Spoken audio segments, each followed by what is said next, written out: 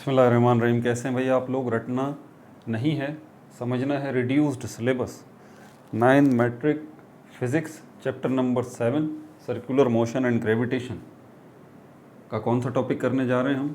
In textbook board mass of earth, mass of earth. Copy pen से ले लीजिए, lecture को note करना है और मुस्कुराते रहना है। आगे बढ़ने से पहले आपको ये चीज़ रियलाइज़ करा दूं कि आपने इसकी डेरिवेशन तो, अगर आप ये वीडियो देख रहे हैं तो डेरिवेशन तो समझने नहीं आया। डेरिवेशन तो सिंपली मैथ्स है, ये प्लस कर दिया, माइनस कर दिया, डिवाइड, चलो भाई मास ऑफ अर्थ फाइंड आउट हो गया। एकेडमी में भी हो गया, ट्यूशन सेंटर में भी, स्कूल में भी, घर पे भी हो गया, बड़े भाई बहन अम्मा ने सब ने करा दिया। फाइन। आप ये वीडियो जो देख रहे हैं ना, आप कुछ और जानना चाहते हैं यहाँ पर, इसीलिए तो आप ये वीडियो देख रहे हैं, वरना तो ज़रूरत नहीं है। क्या जानना चाहते हैं आप? मैं बताता हूँ। आप ये जानना चाहते हैं कि इस मार्कर का वज़न पता करना है। मास का मतलब क्या है? वज़न है ना, आसान लफ्ज़ों में यही कहते हैं, वज़न। इस मार्कर का वज़न फाइंड आउट करना है। क्या करेंगे? आजकल तो डिजिटल तराजू आ गए हैं, वो मार्केट्स में, डिपार्टमेंटल स्टोर्स में इतना बड़ी वो डिवाइस रखी हुई होती है, उसके ऊपर इस मार्कर को रख दीजिए, यहाँ पर वो नंबर आ जाएंगे, डिजिटल बैलेंस होता है, वो बता देगा कि इसका वज़न कितना है। सपोज़ करें 50 ग्राम है, ओके फाइन। अच्छा, कोई इतनी बड़ी चीज़ को रखना है तो इतने बड़े डिजिटल बैलेंस को ले आइए, उस पर रख दीजिए, वो बता देगा। और कोई भारी चीज़ है तो बड़े बड़े पहले तराजू आते थे, इतने बड़े बड़े, ये ठीक है, ये इतने बड़े बड़े तराजू होते थे, यहाँ से पकड़ें आप, अभी भी सब्ज़ी वालों के पास होते हैं, यहाँ वेट रख दें आप, 2 किलो, 4 किलो, 10 किलो, 20 किलो, यहाँ वो सामान रख दें, वहाँ वज़न कर लें, हो गया। हाँ, ये सब तो हो गया।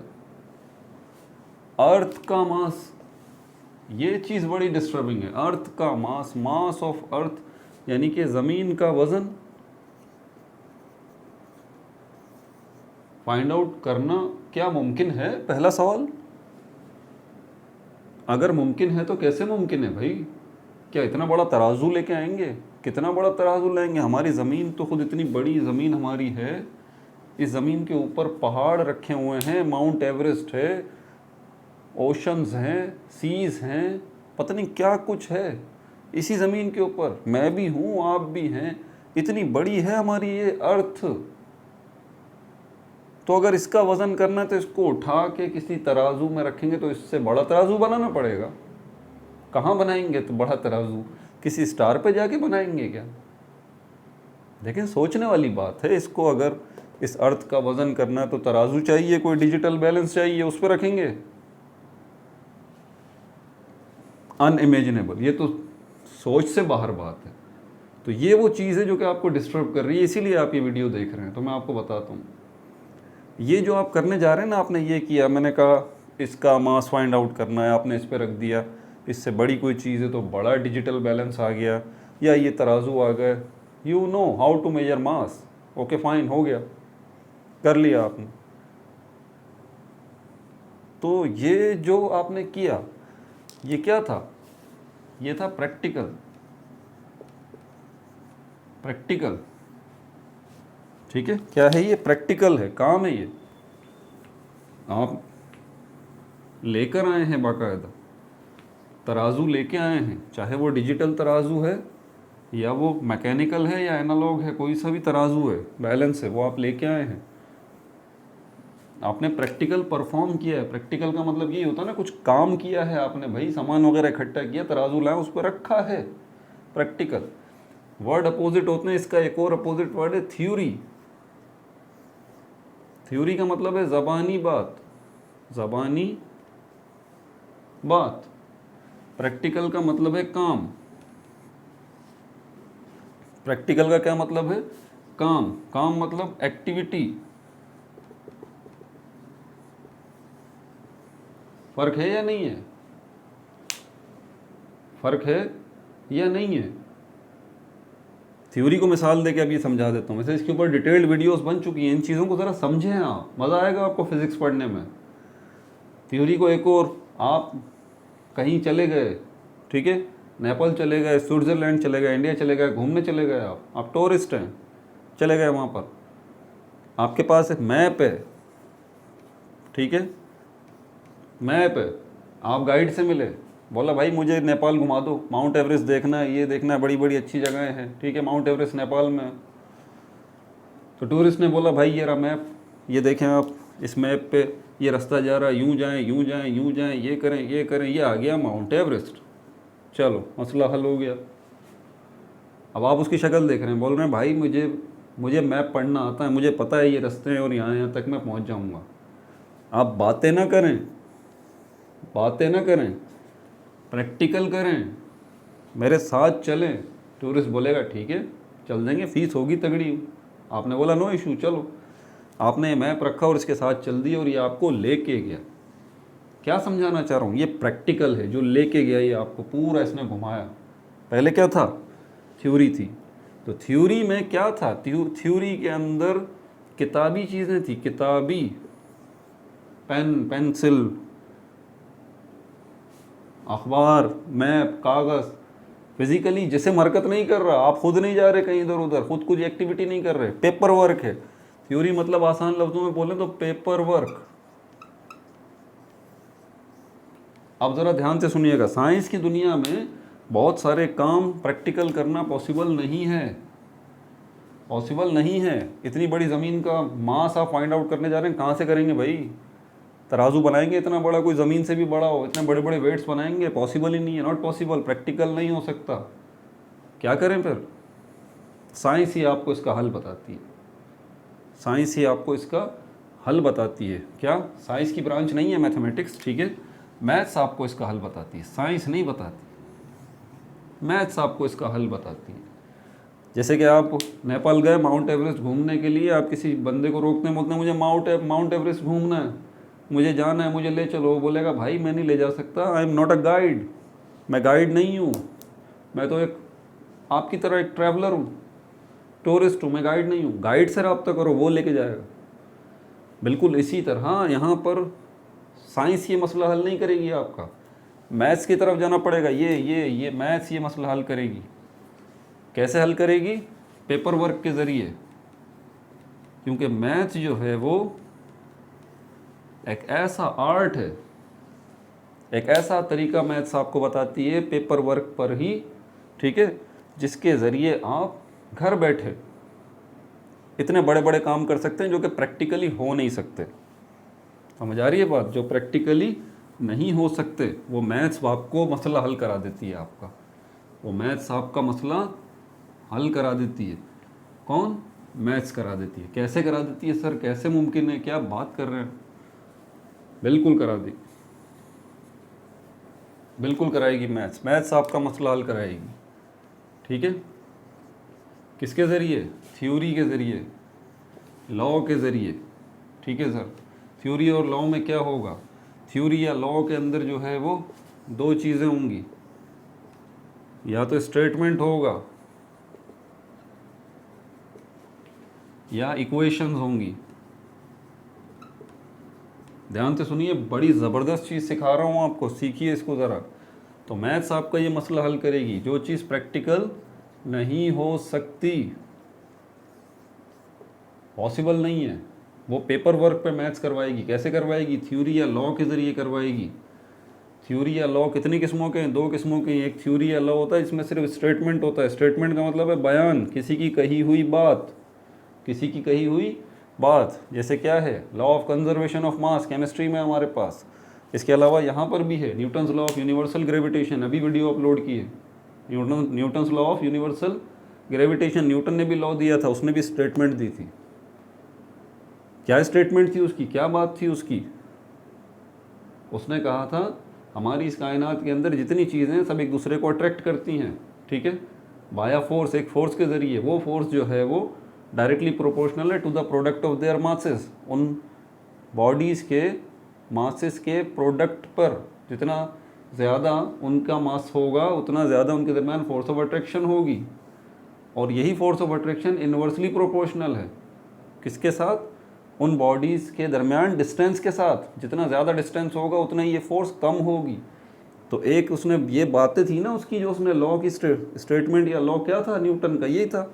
उसने बोला बाबा जितना ज़्यादा वजन होगा चीज़ों का उतना ज़्यादा फोर्स ऑफ अट्रैक्शन ज़्यादा होगी, और उनके दरमियान जितना डिस्टेंस ज़्यादा होगा उतनी फोर्स ऑफ अट्रैक्शन कम होगी। इसी फोर्स ऑफ अट्रैक्शन को उसने ग्रेविटेशनल फोर्स का नाम दिया। ये उसकी बात थी। लेकिन सिर्फ बातों से बात नहीं बनती, सिर्फ स्टेटमेंट या बयान से मसला हल नहीं होता, आपको प्रूफ भी करना होता है। प्रूफ, साबित भी कीजिए। प्रूफ मतलब साबित भी कीजिए भाई। कैसे करेंगे? अब ये करने के दो तरीके हैं। या तो दो चीज़ें ये उठा के ले आते न्यूटन साहब और बोलते ये देखो भाई ये दो चीज़ें, इनका मास है, ये एक दूसरे को अट्रैक्ट कर रही हैं। कहाँ कर रही हैं? ये बोर्ड है, ये मार्कर है, ये भी तो दो चीज़ें हैं, दोनों का मास है, क्या अट्रैक्ट हो रहा है? चिपक रही है इससे? नहीं चिपक रही। न्यूटन साहब आप झूठ बोल रहे हैं। प्रैक्टिकली फेल हो गया। फिलहाल कहीं हो रहा है, नज़र आ रहा है भाई सबके मासेज हैं, सब चिपक क्यों नहीं रही एक दूसरे के साथ? नहीं हो रहा। फिर वो बोलता अच्छा वेट, रुको ज़रा, एक जगह और है, एक चीज़ और है प्रूफ करने के लिए, वो है इक्वेशंस, मैथमेटिकल इक्वेशंस। मैथ्स के ज़रिए, मैथ्स को तो मानते हैं ना सारे, साइंस की दुनिया में मैथ्स को सब मानते हैं। बताऊँ, मैथमेटिकल इक्वेशंस कोई बात प्रूफ कर दे ना, मैथ्स की इक्वेशन कोई बात प्रूफ कर दे तो उसको माना जाएगा। मैंने कई दफ़ा मिसाल देके समझाया। अगर आप एक रूम में बैठे हुए हैं, आप दो दोस्त हैं, ठीक है, आपका एक दोस्त जो है वो मैथमेटिक्स का चैम्पियन है, वो इक्वेशन बनाता है पेपर वर्क पे, उसी वक्त प्रूफ करता है एक चीज़। क्या? आपका दोस्त डर जाता है उसके इस प्रूफ से। वो बोलता है भाईजान हम यहाँ इस रूम में दो नहीं हैं, हम यहाँ तीन हैं। आपका दोस्त हैरान, बोलेगा क्या बात कर रहे हो, कहाँ है भाई तीसरा, हम दो ही हैं। बोला नहीं, मेरी मैथ्स बता रही है, मेरे मैथमेटिकल इक्वेशंस बता रहे हैं, उन्होंने प्रूफ किया है इस बात को कि यहाँ तीसरा कोई है। और याद रख लीजिए आप बात, साइंस की दुनिया में अगर मैथमेटिकली कोई चीज़ इक्वेशंस के ज़रिए प्रूफ हो जाए तो ये बात तय है कि वो है। इसी चीज़ के ऊपर साइंस की बिल्डिंग खड़ी हुई है, ठीक है, इस यकीन के ऊपर कि इक्वेशंस अगर प्रूफ कर दें वो चीज़ है तो वो है, तीसरी बात नहीं है उसके अंदर। इस पर साइंस की बिल्डिंग खड़ी है, ठीक है। इस पर मैं पहले वीडियो बना चुका हूँ, इसके ऊपर बहुत तफसील से बात हुई है। और अगर आपको जानना है तो कमेंट कीजिएगा, लिंक मैं बता दूंगा। मैंने शुरू में बहुत फिज़िक्स की वीडियोस बनाई थी तो बताई थी ये बात। बहरहाल मुख्तसर करके चलते हैं, हम बहुत आगे निकल गए। तो ये सारी चीज़ें आपको समझाने का मतलब ये कि ज़रा इस चीज़ को फील करें आप, कि ज़मीन का अर्थ का मास जो है वो फाइंड आउट करना। हाउ इज इट पॉसिबल, कैसे कर लिया? न्यूटन साहब ने किया भाई, कैसे किया अपने इसी के ज़रिए। अच्छा, न्यूटन की बात को आगे लेके चलते हैं, बात आगे चली गई ज़रा। तो न्यूटन ने बोला मैं साबित कर देता हूँ अपनी इस बात को। उसने फिर इक्वेशन के ज़रिए साबित किया। कौन सी इक्वेशन थी? F = G m1m2/r²। इस इक्वेशन के ज़रिए उसने प्रूफ किया। और इस इक्वेशन को जब सब ने चेक किया, दुनिया के बड़े बड़े साइंटिस्टों ने, उन्होंने बोला क्या ये इक्वेशन जो न्यूटन ने दी है, सर आइजैक न्यूटन ने जो इक्वेशन दी है, क्या ये वाकई मैथ्स के रूल्स एंड रेगुलेशन के मुताबिक है?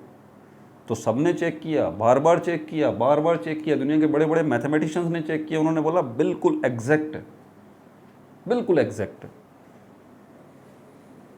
अब ये बात जहन में आती है कि यार न्यूटन की बात अगर सही है मैथमेटिकली, थ्योरेटिकली तो नहीं है, मैथमेटिकली तो है, तो ऐसा हो क्यों नहीं रहा? नज़र क्यों नहीं आ रहा? चीज़ें एक दूसरे को चिपक क्यों नहीं रही? इनका भी मास है, बोर्ड का, इस मार्कर का भी मास है, ये चिपक जाए ना, मैं चिपक जाऊँ इससे, मेरा भी मास है, नहीं हो रहा। फोर्स ऑफ अट्रैक्शन का मतलब यही है ना, मैग्नेट और आयरन चिपक जाते हैं एक दूसरे के साथ, तो ये हो जाए, नहीं हो रहा। तो बात को ज़रा समझिए। ये सारी तफसील बताने का मकसद सिर्फ एक ही था आपको, वो क्या कि फ़िज़िक्स के अंदर जो इक्वेशंस होती हैं और जो प्रूफ कर रहे होते हैं और जो हम डेरिवेशन कर रहे होते हैं, वो ऐसे नहीं होती कोई मामूली कि बस मुंह उठा के किसी ने भी पेपर लिया और ये कर दिया चलो भाई और न्यूटन इतना बड़ा साइंटिस्ट बन गया। नो नो नो, ये आसान काम नहीं था, ये आसान काम नहीं था। एक बात तय है, अगर मैथमेटिकली कोई इक्वेशन, ध्यान से सुनिएगा मेरी बात, मैथमेटिकली कोई इक्वेशन अगर प्रूफ हो जाए तो वो प्रैक्टिकली भी प्रूफ होगी, ये बात तय है। दोबारा सुन लीजिए, मैथमेटिकली अगर कोई बात इक्वेशंस के ज़रिए प्रूफ हो जाए, साबित हो जाए, तो प्रैक्टिकली भी जब आप वो काम करने जाएंगे तो वो एज इट इज़ वैसा ही होगा, एज इट इज़ वैसा ही होगा। ठीक है, तो मास ऑफ अर्थ जो है उसने फाइंड आउट किया। आगे चल के साइंस कितनी तरक्की करती है, क्या ऐसा भी कुछ बन सकता है कि हम अर्थ का मास फाइंड आउट कर सके इसी तरह तोल के? Nothing beyond imagination. कोई भी भाई ये चीज़ बाहर नहीं है। पहले लोग सोचते थे हवा में कौन उड़ेगा,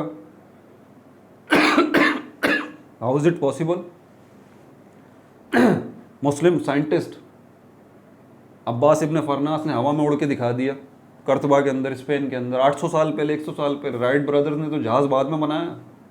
1000 साल पहले अब्बास इब्न फरनास ने हवा में उड़ के दिखा दिया, प्रैक्टिकली करके दिखा दिया। लोग सोच रहे थे हवा में उड़ेंगे। 1000 साल पहले स्पेन कर्तबा में अब्बास इब्न फरनास, ढूंढ लीजिए, गूगल पे मिल जाएगा आपको। ये पता है आपको राइट ब्रदर्स ने जहाज़ बना दिया? आपको ये नहीं पता राइट ब्रदर्स ने जहाज़ जो बनाया 1000 साल बनाया, तो पीछे थ्योरी किसकी काम कर रही थी? अब्बास इब्न फरनास की थ्योरी थी भाई वो। समझ में आ रही बात? चलें बहरहाल यहाँ पर अब इक्वेशन को ड्राइव कर लेते हैं। ये भी देख लें, कोई इतना मुश्किल काम नहीं है। न्यूटन कहता है अगर अर्थ का मास आपको फाइंड आउट करना है तो ये ले लीजिए आप अर्थ, और इसके ऊपर ये एक चीज़ रख दीजिए कोई भी। ये एप्पल रख देते हैं, सपोज कर लेते हैं ये एप्पल रखा हुआ है। ये फॉर्मूला क्या कहता है हमारे पास? F is equal to G m1 m2 upon R square. इसको समझें पहले।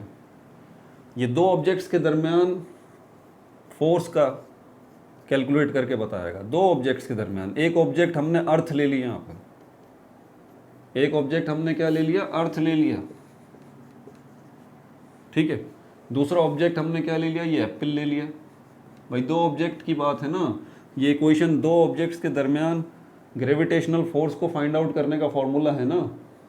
तो एक ऑब्जेक्ट हमने एप्पल ले लिया, दूसरा ऑब्जेक्ट हमने अर्थ ले लिया, ठीक हो गया। ये m1 और m2 ये दो ऑब्जेक्ट के मास को रिप्रेजेंट कर रहा है। ये g जो है वो ग्रेविटेशनल कांस्टेंट है।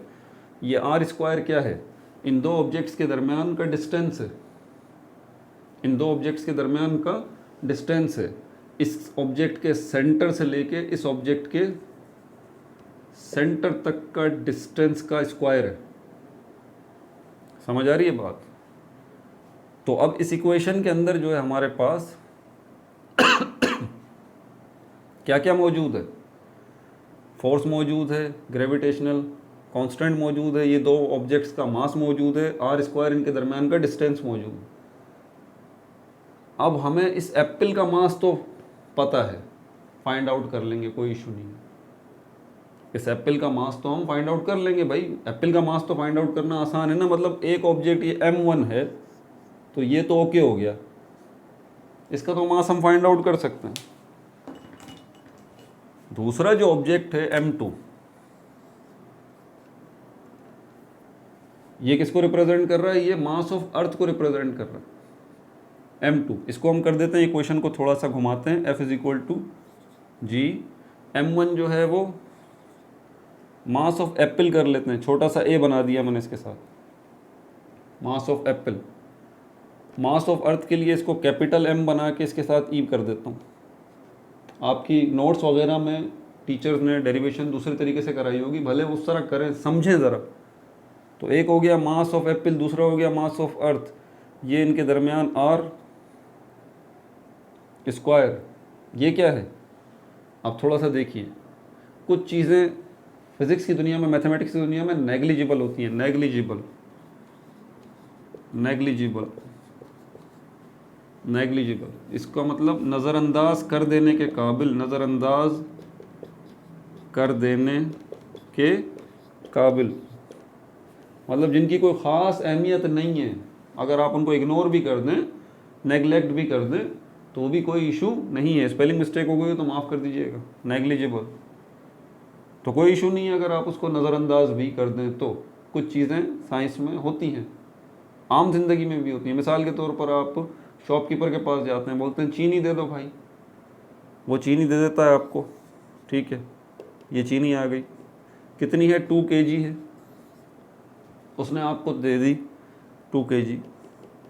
अब जब उसने आपको तोल के 2 kg का बैग दे दिया शुगर का, अब शुगर, चीनी किससे मिलके बनती है? चीनी के दानों से, शुगर क्रिस्टल। अब इसमें से 3, 4, 5 शुगर के दाने गिर जाते हैं ज़मीन पर। क्या कहा मैंने? ये जो शुगर के दाने हैं जिन्होंने मिलके 2 kg वज़न बनाया, इसमें से 2, 3, 4 दाने शुगर के गिर जाते हैं।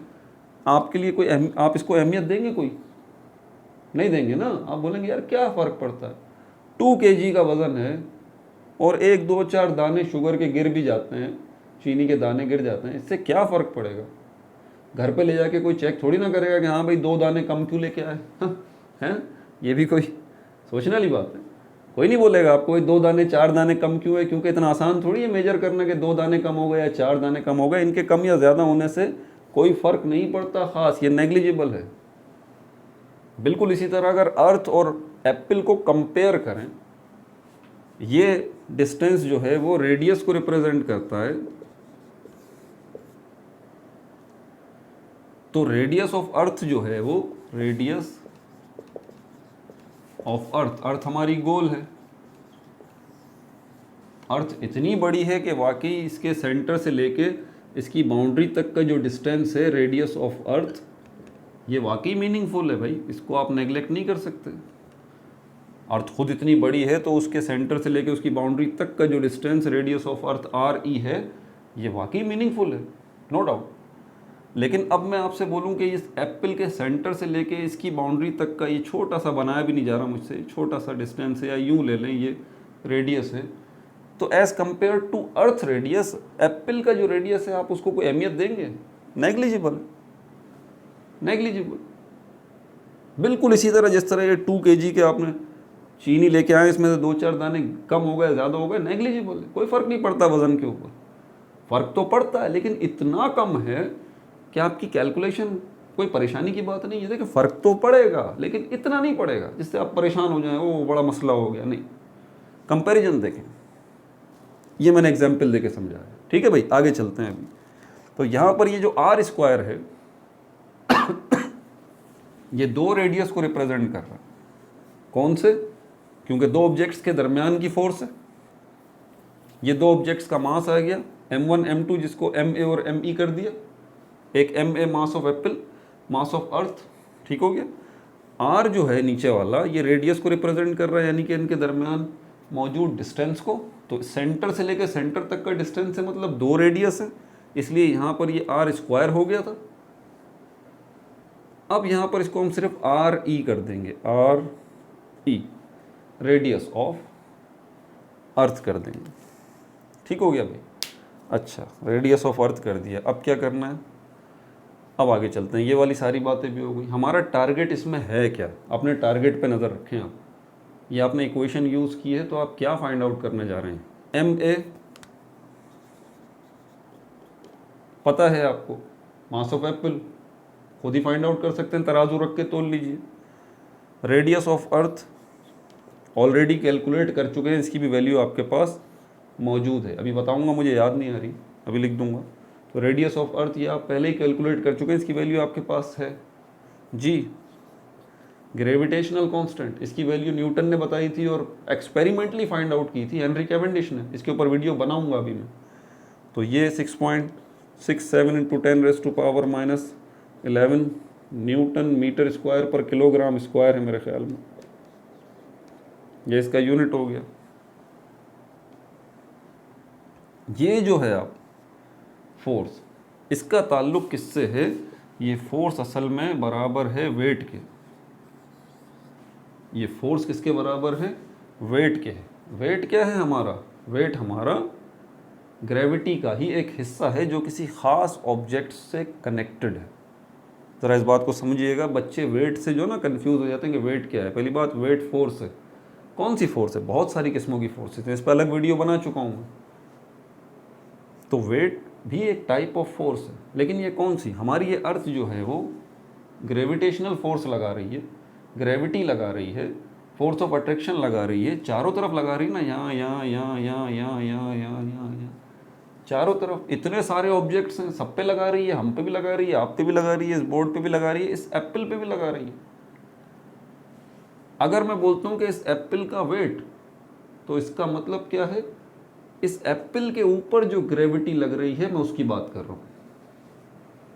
दोबारा मेरी बात सुन लीजिए, अर्थ ग्रेविटी सब पे लगा रही है, ग्रेविटेशनल फोर्स ऑफ अट्रैक्शन सब पे लगा रही है, इतनी सारी चीज़ों के ऊपर, पहाड़, दरिया, समंदर, सब पे लगा रही है, मुझ पे भी लगा रही है, आप पे भी लगा रही है। लेकिन हम टारगेट नहीं है अभी, हम टारगेट नहीं है यहाँ पर इस वक्त। ये एप्पल टारगेट है, ये एप्पल टारगेट है। तो अगर मैं कहता हूँ कि इस एप्पल का वेट, तो मतलब मैं क्या बताना चाह रहा हूँ, ग्रेविटी का, ग्रेविटेशनल फोर्स का अर्थ की वो हिस्सा जो कि सिर्फ इस एप्पल पे लग रहा है, जो सिर्फ इस एप्पल पे लग रहा है, उसको वेट कहेंगे। हम कहते हैं ना किसी ऑब्जेक्ट का वेट, तो इनडायरेक्ट वे में हम क्या बात करते हैं कि अर्थ की ग्रेविटी या ग्रेविटेशनल फोर्स का वो हिस्सा जो कि सिर्फ उस ऑब्जेक्ट पे लग रहा है। तो अगर हम कहेंगे वेट ऑफ एप्पल, ठीक है, तो ये क्या हो जाएगा, W is equal to mg। W is equal to mg है ना। मैंने कहा कि ये ग्रेविटेशनल फोर्स जो है वो वेट के बराबर है, तो वेट किसके बराबर है, mg के बराबर है। तो f की जगह पर मैं mg लिख सकता हूँ, फिर f की जगह पर मैं mg लिख सकता हूँ। इसको मिटा दूँ, बिल्कुल लिख सकते हैं, मैथ्स अलाउ करती है भाई।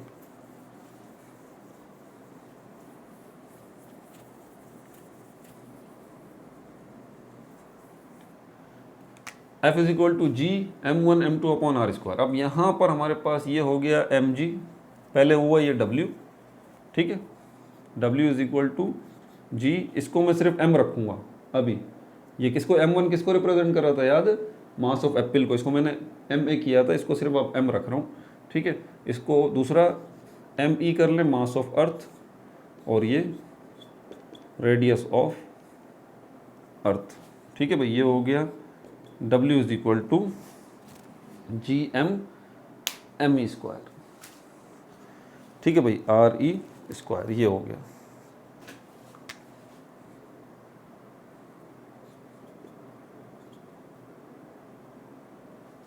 ठीक है, अब ये W किसके बराबर है, mg के, तो ये आ गया mg, फिर g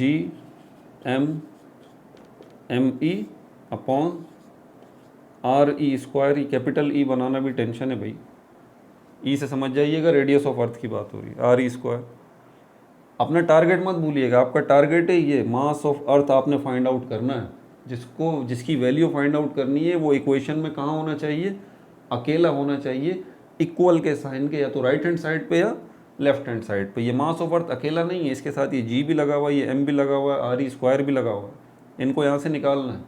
लेकिन हम एक काम कर सकते हैं, पहले ये m से m कट रहा है, कैसे, ये m यहाँ पर मल्टीप्लाई की फॉर्म में, ये वाला यहाँ आने के बाद क्या होगा, डिवाइड की फॉर्म में आ जाएगा। तो इस m को मैं वहाँ से निकाल के वहाँ लेके जाऊँगा, तो ये हो जाएगा g, capital G m e upon m RE square. ये m से m कट जाएगा, m से m कट जाएगा।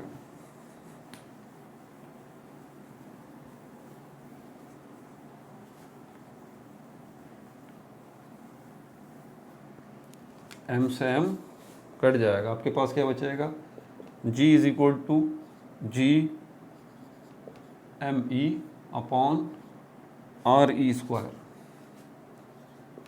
RE square.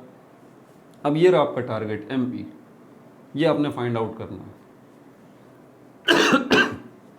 अब क्या करें, पहले ये RE स्क्वायर, इसको यहाँ से निकालें, g के साथ ले आइए, तो ये हो जाएगा RE square is equal to G me। अब g को यहाँ ले आए, तो ये हो जाएगा g RE square upon g is equal to me। अब उसके बाद तो बड़ी सिंपल आसान सी मैथ से आप इसको यूँ कर लें, ये me किसको रिप्रेजेंट कर रहा है, मास ऑफ अर्थ को, और ये क्या है, g RE square upon g। Radius of earth की वैल्यू भी आपके पास है, ग्रेविटी की वैल्यू भी आपके पास है, ग्रेविटेशनल कांस्टेंट की वैल्यू भी आपके पास है। भाई पुट कर दीजिए, मास ऑफ अर्थ 9.8 आ जाएगा इसकी जगह पर।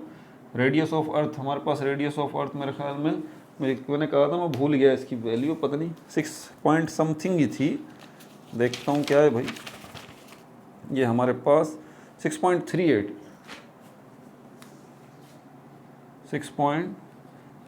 Into 10⁻⁶ metre.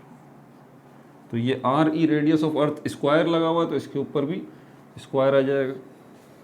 ठीक हो गया। जी की value 9.8 multiply by 6.38 into 10⁻⁶ whole square. Gravitational constant की वैल्यू 6.67 इंटू 10⁻⁻11।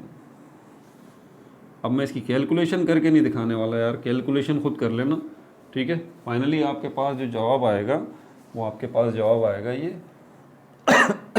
मास ऑफ अर्थ बराबर है 5.98 इंटू 10⁻24 आएगा मेरे ख्याल में, 24 ऑफ इसको राउंड ऑफ करेंगे तो ये बनेगा मास ऑफ अर्थ बराबर है 6 into 10⁻24 kilogram. 6 into 10⁻24 kilogram. Check कर लूँ, हाँ भाई यही है, 5.98 इंटू 10⁻24 kg हुआ था, इसको मैंने राउंड ऑफ किया था, और मास ऑफ अर्थ 6 इंटू 10⁻24 किलोग्राम। ये आपके पास मास ऑफ अर्थ आ गया। न्यूटन ने ये पेपर वर्क किया है सारा का सारा, और इस तरह मास ऑफ अर्थ जो है उसने फाइंड आउट किया। उसकी इक्वेशंस के ज़रिए मास ऑफ अर्थ फाइंड आउट हुआ है। तो मैंने क्या कहा, साइंस की दुनिया में, फिज़िक्स की दुनिया में, केमिस्ट्री की दुनिया में, साइंस की दुनिया में मैथ्स जो है उसकी मैथमेटिकल इक्वेशंस जो हैं अगर तो प्रूफ कर रही हैं बिल्कुल सही, तो उन मैथमेटिकल इक्वेशंस के ज़रिए जो भी वैल्यू हम फाइंड आउट करेंगे वो 100% सही होंगी। ये बात तय है।